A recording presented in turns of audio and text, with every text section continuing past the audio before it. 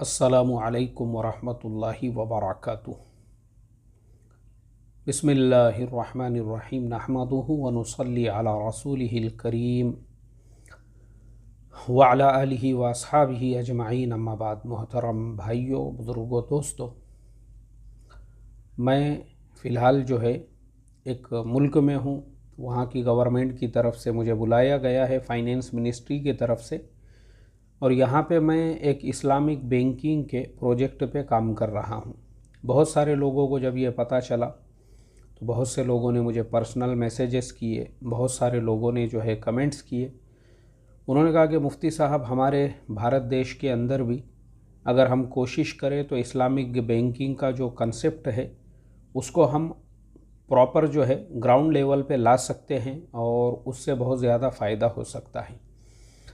देखो, ऐसे तमाम लोग जो बेचारे हमारे अज़ीज़ दोस्त हैं और बहुत से उम्मत के खैर ख़्वाह है, वो चाहते हैं कि इस्लामिक बैंकिंग का कंसेप्ट इंडिया में भी आए और इंडिया के अंदर भी जो है लोग इस्लामिक बैंकिंग से फ़ायदा उठाए और लोगों को पता चले इस्लामिक बैंकिंग क्या है क्या नहीं है। लेकिन मैं आपको यहाँ पे कुछ सच्चाइयाँ बताने वाला हूँ, उसे सुनकर फिर आपको पता चलेगा कि इंडिया में इस्लामिक बैंकिंग का जो प्रोजेक्ट है वो पॉसिबल क्यों नहीं है। सबसे पहली चीज़, हमारी कौम का जो मिजाज है पैसे के लेन देन के मामले में, वो इतना ज़्यादा ख़राब हो चुका है कि हमको पैसे लेना याद है और देना हमको पता नहीं है।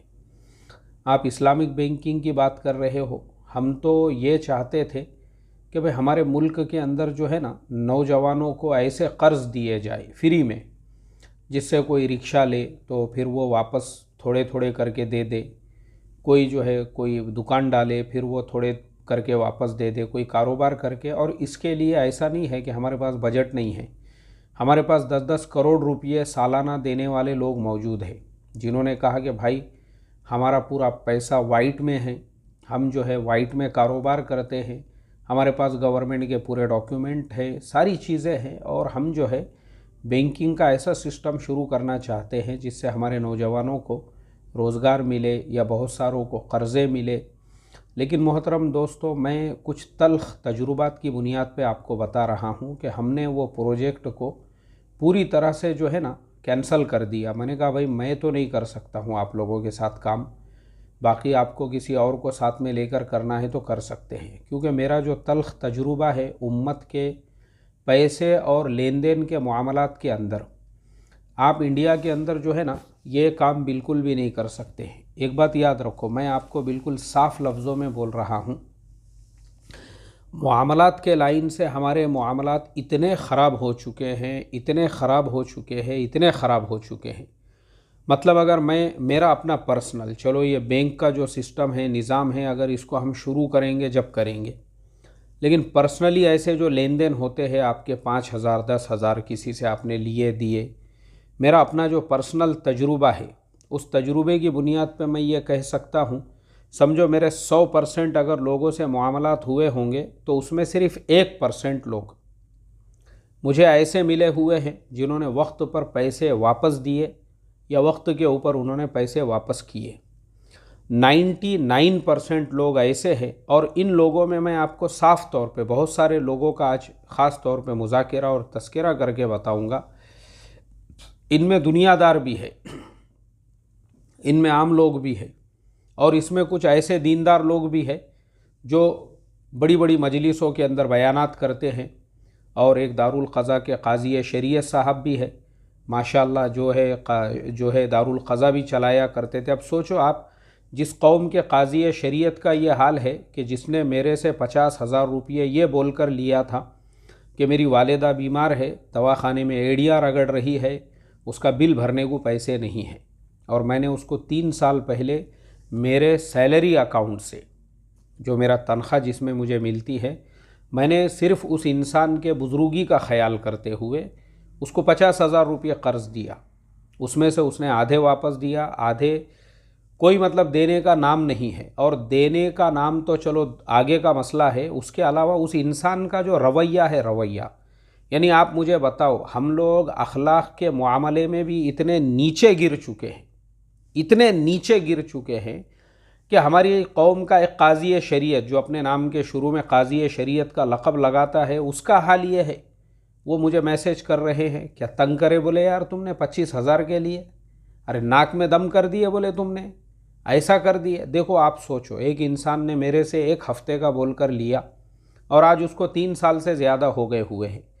मतलब आप सोचो, जिस कौम के अंदर एक आदमी खुद दारुल क़ज़ा खोल के बैठा हुआ है, दारुल इफ्ता खोल कर बैठा हुआ है, उसके पैसों का लेन देन का हाल ये है, तो आम लोगों का तो आप सोच भी नहीं सकते। जो आम लोगों से भी मेरे लेन देन हुए हैं, 5-5 हज़ार रुपये लोगों ने आज 2-2 साल हो गए हुए हैं 5-5 हज़ार रुपये के लिए। तो मुझे आप बताओ, इस कौम के अंदर वो कौन सा बेवकूफ़ रहेगा जो इस्लामिक बैंक ओपन करेगा या कौम की मदद के लिए। मैं बता रहा हूँ आपको, मेरे पास 10-10 करोड़ रुपये 10 करोड़ रुपये सालाना का बजट देने वाले लोग मौजूद हैं, जो ये चाहते हैं कि उम्मत के नौजवानों के लिए और कौम के बेरोज़गारों के लिए और कौम के तालीम हासिल करने वालों को कर्ज़े दिए जाए और कौम की बेवाओं के लिए और कौम के यतीमों के लिए सब करने को लोग तैयार हैं। लेकिन यहाँ प्रॉब्लम यह है कि वो पैसे वापस भी लेना है, क्योंकि वो डायरेक्ट देना नहीं है, वो कर्ज़ देना है। तो मैंने उन लोगों को यही कहा, मैंने कहा देखो भाई, एक काजी शरीयत जो सा जनाब जो है ख़ुद दारुल क़ज़ा दारुल इफ्ता खोल के बैठे हुए थे, उनसे मेरे पैसे टाइम पे वापस नहीं आए, तो आम लोगों से आप कहाँ से और कब कैसे वसूल करोगे। मसला है, मैं बोला तुम ये सब चीज़ें इंडिया में मत करो, इंडिया में फ़ेल है, क्योंकि इंडिया में लोगों की नीयतें इतनी ख़राब है, उनको सिर्फ पैसे लेने वाला चाहिए। भाई देने वाला कौन है, तलाश करो, बकरा बनाओ उसको। देखो मार्केट में अभी कौन बकरा है, तो उसको बकरे बनाओ, और बकरा बनाने के बाद में पैसे वापस देना नहीं है उसको। तो ये मुआमलात की ख़राबी की वजह से इंडिया के अंदर इस्लामिक बैंकिंग या इंडिया के अंदर जो है ना, इस तरह का निज़ाम आप नहीं चला सकते हैं। मैं तो बाहर मुल्क वालों को भी बोलकर आया हूँ, अभी मैं कतर गया था, मैंने वहाँ पे भी सब लोगों को यही कहा हूँ, भाई तुम लोग इंडिया में जो है ना, तुम्हारे कोई ऐसे लोग वहाँ के बहुत तकाज़े आते होंगे कि ये बीमार है, इसकी मदद कर दो, वो बिल्कुल। मैं बोला देखो वहाँ पे कैसा है, लोगों की नीयत पैसों के मामलात में इतनी ज़्यादा ख़राब हो चुकी है, तुम उसका अंदाज़ा भी नहीं लगा सकते, तुम सोच भी नहीं सकते उसके बारे में। तो वहाँ पे जो है ना, वहाँ पे ऐसे कर्ज़े मत दो तुम, वरना तुम्हारा नुकसान होगा। वहाँ दो काम नहीं करना, एक तो पैसा इन्वेस्ट नहीं करना, कोई बोलेगा ये नई कंपनी खुली है इसमें पैसा लगाओ, गलती से भी मत लगाना। कोई बोलेगा अरे ये यहाँ पे हमारे जो है क्या कहते हैं, हम एक नया कारोबार शुरू कर रहे हैं, इसमें पैसा लगाओ, गलती से भी मत लगाओ। कोई कहेगा अरे मुझे कर्ज़ा दो, मैं तुमको बाद में वापस देता हूँ, गलती से भी मत देना। मैं बोला वो बाद में तुमको यही बोलेगा, अरे यार तुम तो कतर में बैठे हुए हैं, क्या पैसे पैसे कर रहे यार तुम, अरे तुम तो सऊदी में बैठे हुए हैं। तो इसलिए जो है ना, इंडिया में ये सिस्टम फेल है, इंडिया में ये सिस्टम फेल है, ये निज़ाम फेल है। तुम इंडिया में इस्लामिक बैंकिंग नहीं चला सकते। मैं बता रहा हूँ आपको, इंडिया के दीनदार का ये हाल है, जिसके नाम से दीन के लेबल है, जो अपने आप को काजी शरीयत कहता है, जो अपने आप को मुफ्ती आज़म कहता है, जो दारुल क़ज़ा दारुल इफ्ता में बैठा हुआ है, उसके पैसे लेन देन का मामला ये है कि 50,000 के लेन देन के मामले के अंदर, और उसको ये अखलाक की हवा भी नहीं लगी हुई है कि अगर हमने किसी से कर्ज़ा लिए तो कम से कम उसको हम ये बोल सके, शरीयत के अंदर मोहलत है, लेकिन मोहलत कब है, जब सामने वाला मोहलत मांगे और आपको ये कहे कि भाई मुझे और 15 दिन की, महीने भर की मोहलत दो। यहाँ मोहलत का सवाल ही नहीं होता है। ऐसा घमंड कूट कूट के भरा हुआ है, ऐसा अकड़ जो है ना, कूट कूट के, वो बोलते नहीं क्या, रस्सी जल गई मगर बल नहीं गया, वैसा ऐसा कूट कूट के भरा हुआ है।